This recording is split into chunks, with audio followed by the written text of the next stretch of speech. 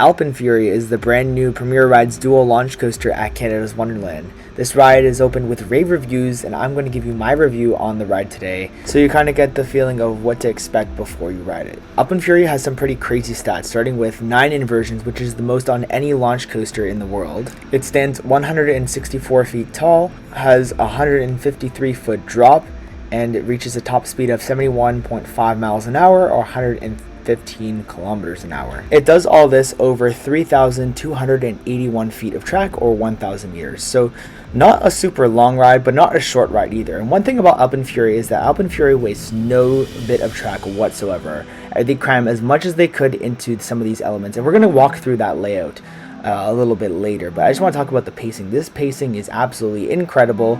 No dead spots. My one word for AlpenFury is that it is relentless throughout the entire ride, and it's very bam bam bam in your face and with no chance to breathe. Your first impression of the coaster will be you seeing it towering over the left side of International Street when you first enter Canada's Wonderland. You'll see the massive stall, Skyfly Loop, and Ice Wander Roll all towering on the left, as well as the peak of the double inverting top hat peeking out the top of Wonder Mountain on the left side as well. So it does make a great first impression. And as you continue into the Alpenfest area, you're going to just see the first airtime hill that dives into the mountain, and it just vanishes. So you don't know where it's going to come out at the top, as well as the beautiful theming that they have been doing in this Alpenfest area, which is a brand new area in the park. Wonderland did a fantastic job building the station. It is a very huge structure in this area, and it stands out greatly, as well as a nice exit gift shop with a few Easter eggs hidden throughout the area as well.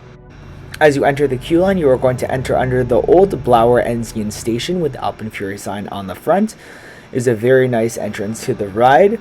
Fast lane is on the right, the regular line is on the left, and the single rider line is up the middle.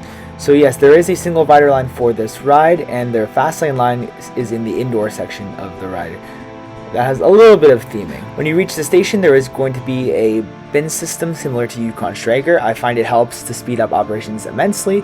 And you're going to board one of 2 trains, either Orange Train or Blue Train. These trains have been modified compared to other Premier Ride Skyrocket trains. There is a reduced tow board, so it is a little bit easier to get in and out of the train, as well as there is no bar on the side like other Premier trains, so they are a little bit more open concept, and I do find these seats to be more accommodating compared to the other trains as well. They do still have a shin guard, so that this may or may not bother you depending on your height, but for me, I find that they are not that bad at all. So when you board the train, you're going to take a seat and pull down your lap bar. There is no seat belt or comfort collar on this ride, so that's great to speed up operations. When you dispatch out of the station, you're going to take a right turn and hit your first launch, which is the slower of the two, but this launch has a nice little kick to it. And then you fly over this airtime hill, giving you a lot of airtime, a lot more airtime than you would actually expect. You fly over that, and boom, you hit your second launch and absolutely blast out of the top. Now this second launch has a pretty crazy kick to it because the launch track is very short. During the off season, I got to take a behind the scenes tour of AlpenFury inside the tunnel, so I got to see just how short this launch track is in person, and to reach 71.5 miles an hour, 115 kilometers an hour, and that short of a launch, compared to a launch like Maverick, which reached 70 miles an hour over a much longer track length, this is way more of a kick, but you do have more speed entering the launch, whereas Maverick, you're doing it from a much slower rate. But this launch does have a fantastic kick. There's some cool lighting effects, like fire chasing you out the top. You enter this cool cave filled with ice, and then boom, you're blasted out the top as the fire chases you, as well as the rock work in there done by Rockscape. Another shout out to Rockscape. They did a fantastic job, as well as the lighting team at Canada's Wonderland as well. By far my favorite part of the ride. And then bam, you're blasted at the top into this double inverted top hat, which has some crazy whip going into it and coming out of it. This is honestly my second favorite part of the ride. This and the launch make up my 2 favorite moments of the ride, and this is only the beginning of AlpenFury. So you get some whip on the twist going up, then you get some sideways airtime, and then you get twisted down, and during this whole element you are out of your seat.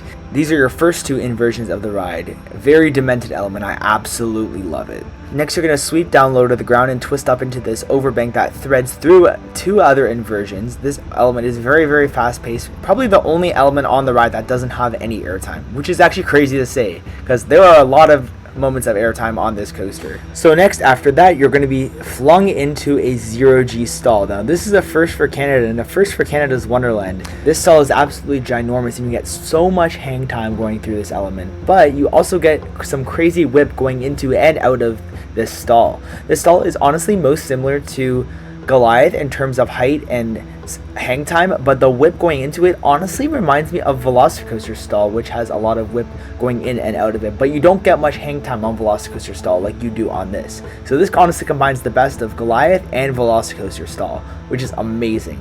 Definitely a highlight of the ride. Honestly, there's not really a bad element on AlpenFury at all. And following the stall is a very unique element. This is the Skyflyer loop, which pays tribute to Canada's Wonderland's old sky coaster that used to stand on this plot of land. It was removed to make way for this unique turnaround that almost reminds me of the treble clef on Fury 325, except it inverts.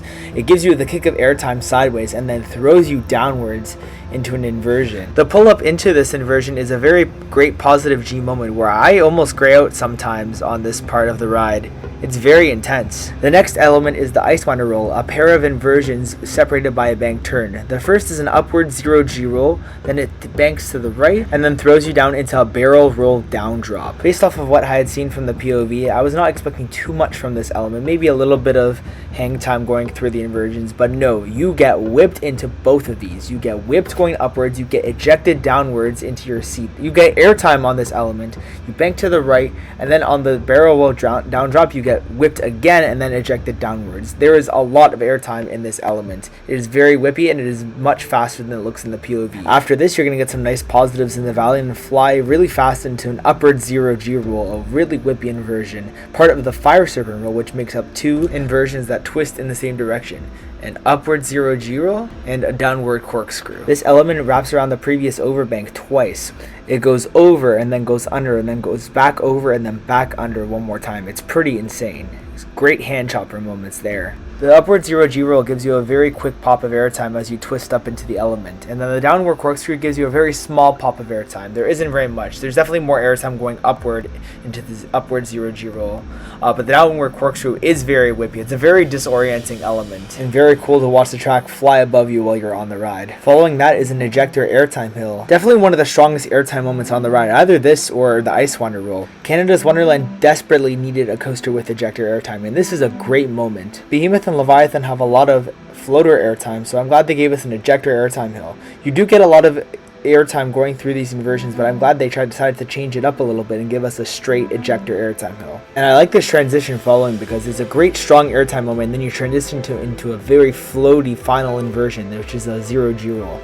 A lot of the elements on AlpenFury are variations of 0G rolls, and this is a nice contrast compared to the other ones. This one is very floaty, whereas the other ones are very whippy and give you a lot of ejector airtime. So I appreciate the effort in making all of these inversions feel different, because they really do all feel different in their own different ways. Also, the dueling aspect as you race beside Guardian and then fly over top of Vortex's drop. You are literally hanging over top of Vortex's drop as you fly through that final inversion. It is very cool. Lastly, you're going to hit a quick double up that's going to give you a little bit of laterals to the left as you fly up into the final brake run, ending your ride on AlpenFury. It is a very quick ride. It does come at you pretty quickly, so that's why I'd recommend riding this multiple times if you can. Try the front row, try the back row, try the back of a car, try the front of a car. There isn't really a bad seat on AlpenFury. Every element does deliver.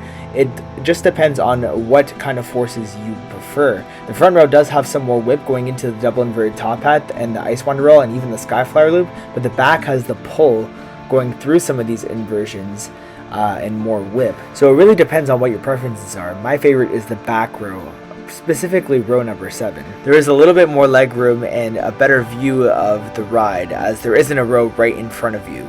A must do on AlpenFury is definitely to get a night ride as well. It feels even faster on the ride, and the lighting effects are enhanced because it's darker, and then when you shoot out at the top of the mountain, you're just shot out into darkness. You don't know where you are. It's insane. I would highly recommend it if you get the chance to experience it.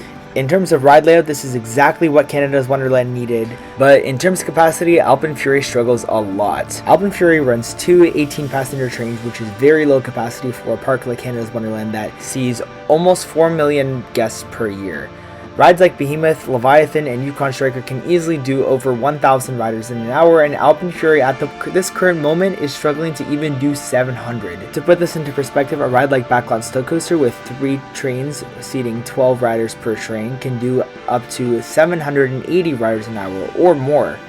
At the moment, AlpenFury has been averaging around 600 riders an hour, which is very low capacity for such a high thrill ride. The ride crew has literally been pushing this ride to its limits, and this ride is extremely limited by its programming. It does not have any multi-move, which means that the trains do not move in sync when they are dispatching and advancing into the station, and the dispatch sequence takes far too long.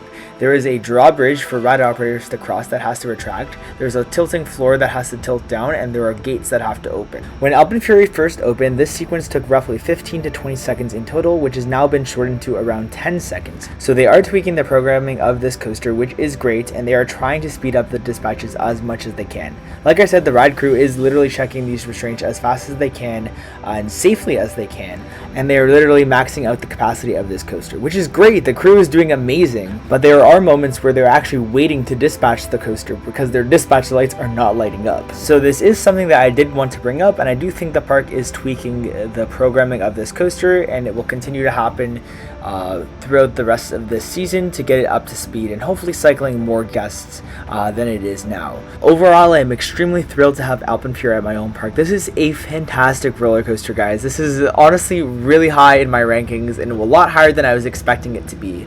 I do think a lot of people are going to be surprised when they ride this. This is not your typical Premier Rides launch coaster. It is definitely one of their best coasters, if not the best Premier coaster ever built at this current moment. Honestly, worth the trip to Canada's Wonderland alone. If Leviathan and Behemoth weren't enough of an excuse to get up here, this is now definitely an excuse to get up to Canada's Wonderland, because this is a world-class roller coaster.